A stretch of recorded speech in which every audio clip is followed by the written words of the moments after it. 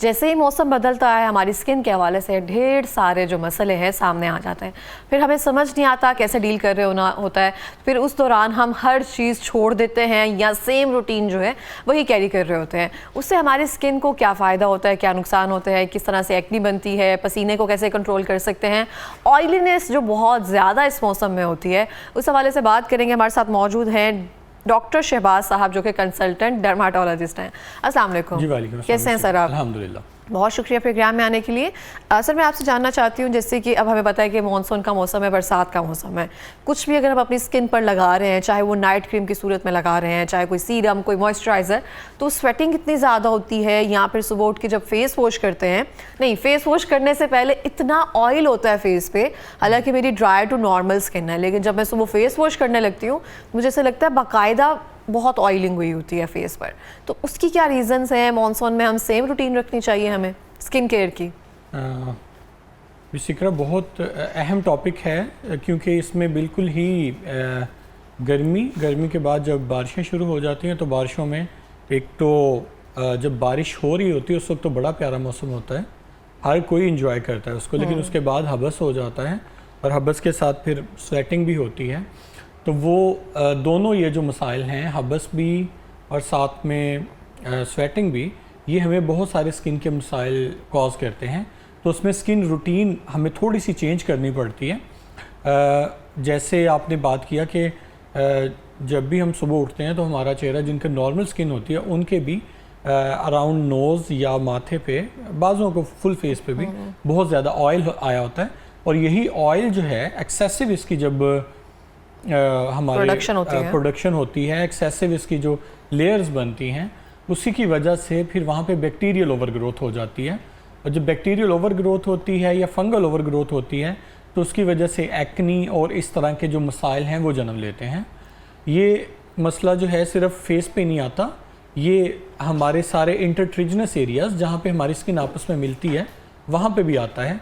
मिसाल के तौर पे आर्मपिट्स के अंदर, टांगों के दरमियान में, और इसी तरह फीमेल्स में ब्रेस्ट के नीचे, वहाँ पे भी ऑयल का या पसीने का एक्सेसिव अकुमुलेशन हो जाता है, जिसकी वजह से वहाँ पे भी फंगल ओवरग्रोथ, बैक्टीरियल ओवरग्रोथ हो जाती है और वहाँ पे भी इन्फेक्शंस आना शुरू हो जाते हैं।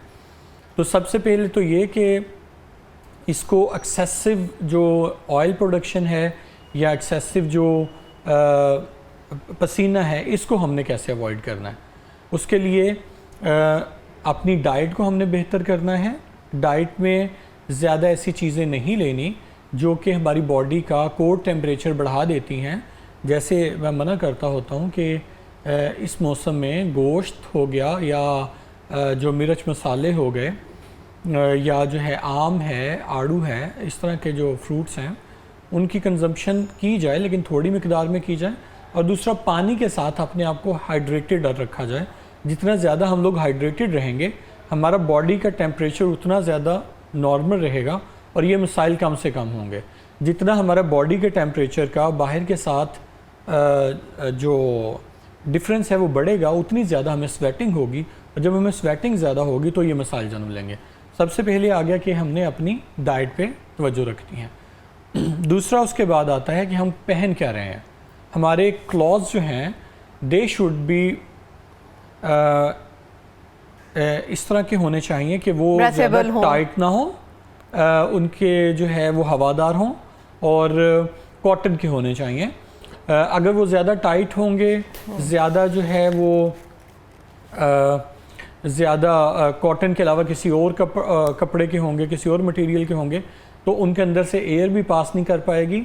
और जो एयर और कपड़ों के दरमियान में, हमारी स्किन के दरमियान में एक लेयर बन जाती है एयर की, वो भी टेम्परेचर कंट्रोल करने का एक वजह बनती है।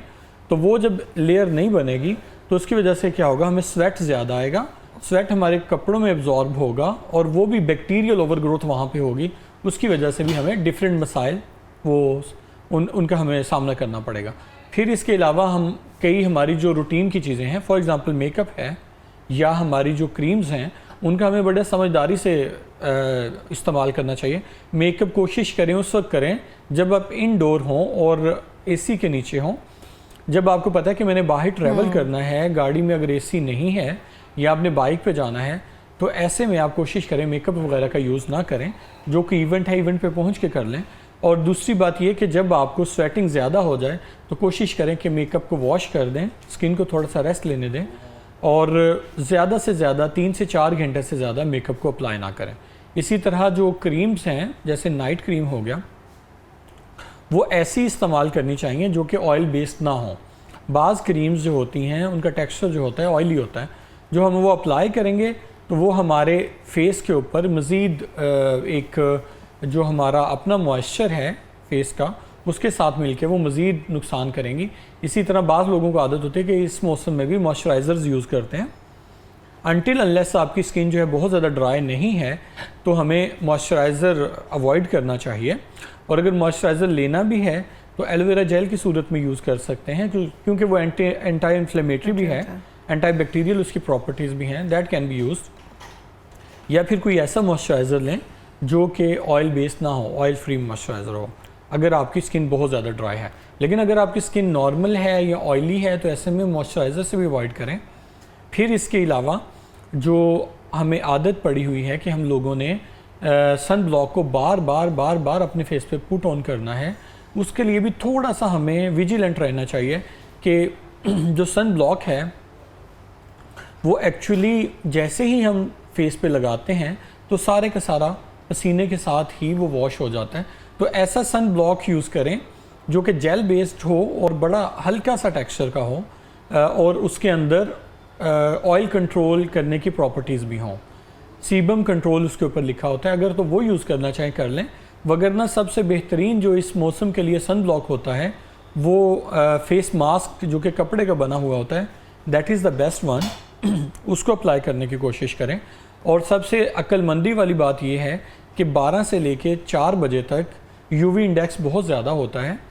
जितनी देर धूप ज़्यादा है उतनी देर आप कोशिश करें इनडोर रहें, ज़्यादा अपनी एक्टिविटीज़ ना करें। लेकिन अगर किसी मजबूरी में जाना पड़ जाता है तो फेस को फिर या तो कॉटन के कपड़े का फेस मास्क बना के ले लें या फिर आम जो हम फेस मास्क यूज़ करते हैं वो ले लें। इसके अलावा एक और बहुत हमारा कॉमनली यूज्ड चीज़ है जिसको हम मॉइस्चराइज़र फेस वॉश कहते हैं। तो फेस वॉश आपकी स्किन के अकॉर्डिंगली यूज़ करना चाहिए। अगर तो बहुत ज़्यादा एक्सेसिवली आपकी स्किन पे ऑयल प्रोडक्शन हो रही है तो उसके लिए आप कुछ सैलिसिलिक एसिड बेस्ड वो फेस वॉश यूज़ कर सकते हैं। वो आपका सैलिसिलिक एसिड जो होता है ऑयल रेगुलेटर है, वो ऑयल की प्रोडक्शन को कम भी करता है, उसको रेगुलेट भी करता है। लेकिन अगर बहुत ज़्यादा ड्राई स्किन है या नॉर्मल स्किन है तो उसके लिए आई वुड प्रेफर कि आप कोई जेंटल क्लिनज़र यूज़ करें। और जेंटल क्लिनज़र भी जो आपने यूज़ करना है दिन में 2 दफ़ा करें। अगर आपकी जॉब कोई आउटडोर नहीं है, जैसे कंस्ट्रक्शन वालों का काम है, उनका चेहरे भरे रहते हैं, या जो कोई बाहर काम कर रहा है रोड वगैरह पे जिसका काम है, उसका चेहरा जो है वो आलूदा रहता है, उसको दिन में 3 से 4 दफ़ा फेस धोने की ज़रूरत है। वगरना हमें जो है क्लिनज़र के साथ अपना फेस दिन में 2 दफ़ा धोना चाहिए। वैसे हम अपना सादा पानी से जितनी दफ़ा मर्जी धो लें। अच्छा, हम देखते हैं बहुत सारे लोग, जैसे आपने कहा सैलिसिलिक एसिड जो है या फिर उसका जो रिलेटेड जो फेस वॉश होता है उसका इस्तेमाल कर रहे होते हैं, एलोवेरा जेल का इस्तेमाल कर रहे होते हैं, और तमाम रेमेडीज़ हम यूज़ कर रहे होते हैं जिससे हमारे फेस पर ऑयल की प्रोडक्शन जो है वो कम से कम हो सके। बार बार फेस धोना, ये सब करते करते हमारी स्किन समझ नहीं आती है, ड्राई भी होना शुरू हो जाती है। तो वो सेंसिटिविटी बढ़ सकती है कहीं ना कहीं अगर हम इन सब चीज़ों का एक्सेसिव यूज़ कर देंगे। हम किसी भी रूटीन की तरफ अगर बहुत ज़्यादा जुनूनी तौर पे जाएंगे तो वो अल्टीमेटली हमारी स्किन की कंडीशन को भी ख़राब करेगी, और जब स्किन की कंडीशन को ख़राब करेगी तो उसके फिर मसाइल शुरू हो जाएंगे।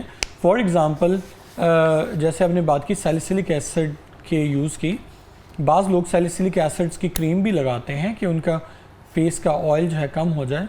जब बहुत ज़्यादा एक्सेसिवली ड्राई होना शुरू हो जाती है स्किन तो फ्लेकी भी होती है। जब फ्लेकी होती है तो वो स्किन के ऊपर से डेड सेल्स जब उतरते हैं तो उनमें से कुछ सेल्स जो होते हैं वो हमारे पोर्स को भी क्लॉग करते हैं। जब वो पोर्स को क्लॉग करते हैं तो अल्टीमेटली उसकी वजह से हमें ब्लैक हेड्स, वाइट हेड्स और एक्नी जैसे मसाइल का सामना करना पड़ता है। इसके अलावा जब आप बहुत ज़्यादा एसिड बेस्ड इस तरह की जो केमिकल एसिड्स हैं, जो केमिकल पील्स हैं, ये यूज़ करते हैं, या जो क्लींजर्स हैं वो यूज़ करते हैं, तो उससे आपकी स्किन के ऊपर एक प्रोटेक्टिव लेयर जो है, बेशक वो मॉइस्चराइज़र की है या वो स्ट्रेटम कॉर्नियम की है, जब वो वॉश ऑफ होती है तो बहुत सारे बैक्टीरियाज अंदर घुस जाते हैं, जिसकी वजह से रेडनेस के साथ साथ वहाँ पे बैक्टीरियल इन्फेक्शन बड़े हो जाते हैं और उसकी वजह से वहाँ पे एक ख़तरनाक किस्म का स्किन इन्फेक्शन होता है जिसको सेलुलाइटिस कहा जाता है। एट टाइम सेलुलाइटिस की वजह से हॉस्पिटल एडमिशन्स की भी ज़रूरत पड़ती है। तो इस वजह से कोई भी रूटीन करनी है उसको मॉडरेशन में यूज़ करें। अगर किसी चीज़ को एक्सेसिवली यूज़ करेंगे तो ऑब्वियसली नुकसानदेह होगा हमारे लिए। अच्छा, एक्सफोलिएशन कितनी ज़रूरी है इस मौसम में? बहुत सारे लोग जो है एक्सफोलिएट करते हैं, उससे भी स्किन ज़रा बेहतर रहती है। अल्लाह ताला ने नेचुरली हमारी स्किन के अंदर एक्सफोलिएशन की प्रॉपर्टी रखी हुई है that occurs around after a month. हमारी स्किन की डेड जो लेयर है नीचे से जो है वो लिविंग सेल्स होते हैं जो कि ऊपर आते जाते हैं, डेड होके गिरते जाते हैं। तो ये जो प्रोसेस है इट टेक्स अराउंड 28 डेज। ये नॉर्मल प्रोसेस है।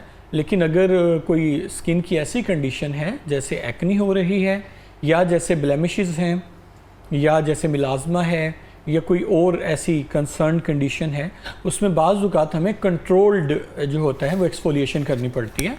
कंट्रोल्ड एक्सफोलिएशन के लिए डिपेंड करता है कि आपको कितने % जो है सैलिसिलिक एसिड या ग्लाइकोलिक एसिड या लैक्टिक एसिड आपको रिक्वायर्ड है। बाज़ लोगों में एक्नी बहुत ज़्यादा होती है, ब्लेमिशेस बहुत ज़्यादा होते हैं, तो उनमें हायर कंसंट्रेशन यूज़ की जाती है, जिसकी वजह से हमने देखा है कि यूट्यूब वगैरह पे बाकायदा वो अपनी जो स्किन होती है हाथ से पकड़ लेते हैं।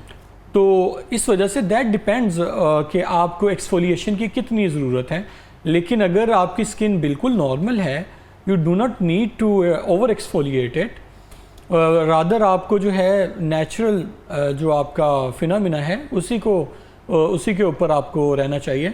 मेल्स आप मुझे बताएं कितनी एक्सफोलिएशन करते हैं? वो तो मैं कहती हूँ कुछ ना भी करवाएं, सिर्फ वो मुंह धोते हैं साबुन से सादे, ऐसे स्किन इनकी खूबसूरत होती है, कुछ भी नहीं इस्तेमाल करते हो। तो फीमेल्स और मेल्स की स्किन ऑलमोस्ट एक जैसी है, सिर्फ थोड़ा सा जो है वो फ़र्क ये आ जाता है कि जो हार्मोनल इन्फ्लुएंसेस की वजह से फीमेल्स में थोड़ी सी स्किन जो होती है वो ज़्यादा सेंसिटिव होती है।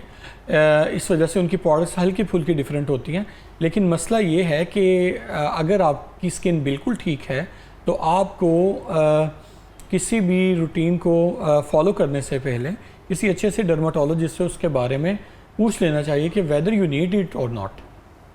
सही हो गया। अच्छा, हम देखते हैं टी ट्री का बहुत ज़्यादा इस्तेमाल जो है ना इस मौसम में किया जाता है कि इसकी वजह से जो एक्नी है वो भी कंट्रोल होती है, या फिर अगर आपके फेस पर कोई दाना आए होंगे तो टी ट्री ऑयल जो है उसको लगा लिया जाए, उसके भी फेस वॉश, ये सब चीज़ें आ रही होती हैं, वो कितना फ़ायदेमंद है? देखिए, ये जितने नेचुरल इंग्रेडिएंट्स हैं ये हर एक आप उठा के देख लें, वाइटनिंग क्रीम या एक्नी की जो क्रीम्स हैं या जेल हैं या सीरम्स हैं, उनके अंदर इनका इस्तेमाल किया जाता है। नो डाउट इसका जो है टी ट्री ऑयल का बड़ा अच्छा एंटी फंगल भी है, एंटी बैक्टीरियल भी है, एंटी इन्फ्लेमेटरी भी इफ़ेक्ट है टी ट्री ऑयल का। तो यूज़ तो इसको किया जा सकता है, बट इट अगेन डिपेंड्स कि अंडरलाइन कॉज क्या है। अगर तो आप जो है वो इसको लॉन्ग टर्म यूज़ कर रहे हैं फॉर अ कंडीशन और उससे आपको फ़र्क नहीं पड़ रहा, तो then you should visit a dermatologist. For example, अभी कल मेरे पास एक लेडी आई हुई थी, she was diabetic, she was hypertensive, उनके कार्डिक इश्यूज़ भी थे। तो इस वजह से उनकी फैमिली वाले उनको किसी डर्माटोलॉजिस्ट को नहीं दिखा रहे थे, उनके एक नेल के ऊपर फंगल इन्फेक्शन था। तो they were using tea tree oil for that तकरीबन कोई 2 महीने से, और साथ में 1-2 और रेमेडीज़ भी, वो एप्सम सॉल्ट भी यूज़ कर रहे थे, लेकिन वो ठीक नहीं हो रहा था। तो अल्टीमेटली उन्होंने फिर सोचा कि डर्माटोलॉजिस्ट के पास जाया जाए। तो जब वो आए हैं तो उनको फिर हमें टॉपिकल ओरल जो है वो एंटी फंगल भी यूज़ करवाई जा सकते हैं, लेकिन टॉपिकल एंटी फंगल जो है फर्स्ट ऑप्शन होती है, तो वो हमने फिर शुरू करवाई। कोई भी ऐसी रेमेडी जो है जो आप समझते हैं कि सेफ़ है और आप वो यूज़ कर रहे हैं, अगर आपको उससे फ़र्क नहीं पड़ रहा तो आपको ज़रूर फिर किसी डर्माटोलॉजिस्ट को दिखाना चाहिए। जहाँ तक बात रही आपकी कि टी ट्री ऑयल अच्छा इंग्रेडिएंट है कि नहीं, इसके ऊपर बड़ी स्टडीज़ हुई हैं। एक्नी में इसका बड़ा अच्छा रोल है, फंगल इन्फेक्शंस में टी ट्री ऑयल का बड़ा अच्छा रोल है, एंटी इन्फ्लेमेटरी बड़ा अच्छा रोल है। अच्छा, मैंने ना इसका लास्ट ईयर क्लेंजर यूज़ किया था लास्ट समर्स में, और मैं आउटडोर प्रोग्राम करती थी। ये इतना बेस्ट था, मेकअप रिमूव करते साथ ही जब मैं क्लिनजिंग करती थी अपने फेस पर, मेरे फेस पर कोई एक्नी नहीं बनती थी। अब वो फेस वॉश आना बंद हो गया है, तो मैं उस चीज़ को बहुत मिस कर रही हूँ। वो बन जाते हैं, उसका अगर आप किसी अपने डर्माटोलॉजिस्ट से कहें तो वो जो है उसकी फॉर्मुलेशन डिस्पेंस करवा देते हैं, उसकी डिस्पेंसिंग पाकिस्तान में इजीली अवेलेबल है। ओके मैं फिर अपने डर्माटोलॉजिस्ट से कह रही हूँ ठीक कि हमें टी ट्री के जो उसकी क्लेंजर है ना वो काफ़ी अच्छा रहता है, मेरा ख्याल है गर्मियों में इन चीज़ों का हमें इस्तेमाल करना चाहिए। अच्छा होममेड रेमेडीज़ की तरफ आते हैं अब। बहुत सारे लोग जो हैं होममेड रेमेडीज़ में जैसे बेसन का बहुत ज़्यादा इस्तेमाल करते हैं, चावलों का आटे का इस्तेमाल कर रहे हैं, या बहुत सारी ऐसी चीज़ें यूज़ कर रहे हैं जो स्किन को थोड़ा ड्राई कर दे, एक्नी को ड्राई कर दे, कोई ना कोई टोटके जो है अपने फेस पर लगा रहे हैं। अच्छा एक खतरनाक टोटका जो बहुत सारे लोग लगाते हैं, सोडा, मीठा सोडा जो है वो किसी चीज़ में डिज़ोल्व करके वो लगाना, या फटकरी को उसको थोड़ा सा सौथे करके वो अपनी एक्नी फिर यहाँ पे दानों पर लगा रहे हैं, तो वो किस हद तक फ़ायदेमंद है?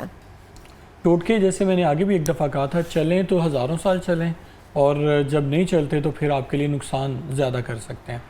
जहाँ तक बात रही इसकी जो उसका वाटर यूज़ किया जाता है, राइस वाटर यूज़ किया जाता है, उसके फेस वॉशेस भी मिल जाते हैं, बहुत अच्छी जो है वो रेमेडी है। और बेसन भी बड़ा अच्छा रेमेडी है, लेकिन हम लोग क्या जुल्म करते हैं, हम लोग उसको अच्छी तरह से रब करते हैं इन चीज़ों को। जब वो रब करते हैं तो जैसे मैंने कहा स्किन की एक्सफोलिएशन होती है, डेड सेल्स जो होते हैं वो पोर्स को ब्लॉक कर देते हैं। जब वो पोर्स को ब्लॉक करते हैं तो उसकी वजह से डिफरेंट मसाइल जो हैं जन्म लेते हैं। कोई भी आपने काम करना है जेंटली करना है, और अगर वो आपको सूट कर रहा है तो ज़रूर करें, लेकिन एक्सेसिव उसका यूज़ जो है वो आपके लिए नुकसानदेह होगा। इसी तरह अगर आप बहुत ज़्यादा अपना ऑयल का जो फेस पे हल्का फुल्का ऑयल है उसका मॉइस्चराइजिंग इफ़ेक्ट जो है उसको स्ट्रिप ऑफ करेंगे, तब भी आपके लिए मसाइल जन्म लेंगे। इसी तरह आपने जो बात की एक और चीज़ की, जैसे ये दूसरा जो आपने कहा था फटकड़ी वगैरह, फटकड़ी बहुत अच्छी जो है वो इस मौसम के लिए बड़ी अच्छी चीज़ है। हमने इस पे एक पूरा प्रोग्राम किया था फटकड़ी के ऊपर कि जो हमें बैड ओडोर होती है, बगलों में से आती है, उसके अंदर हम लोग डिफरेंट तरह के ओडर को ख़त्म करने के लिए या पसीने को ख़त्म करने के लिए हम लोग डिफरेंट तरह के वो यूज़ करते हैं, बॉडी स्प्रेज यूज़ करते हैं, कुछ उनके अंदर एक्चुअली फटकड़ी ही यूज़ होती है। फटकड़ी इज़ अ गुड कंपोनेंट, लेकिन उसका जो अगर आप बहुत ज़्यादा एक्सेसिव यूज़ करते हैं तो वो उसका एक रिएक्शन भी होता है स्किन के साथ, उसको कहते हैं कॉन्टैक्ट डर्माटाइटिस, कि वो आपकी स्किन को जब लगती है तो उससे आपकी स्किन को रिएक्शन का भी निशान भी बहुत बुरा छोड़ के जाती है। जी वो बर्न कर देती है एक्चुअली। तो उसकी एक कंसंट्रेशन है जो मैंने शायद बताया था कि 10% होनी चाहिए, पाउडर के अंदर यूज़ कर सकते हैं।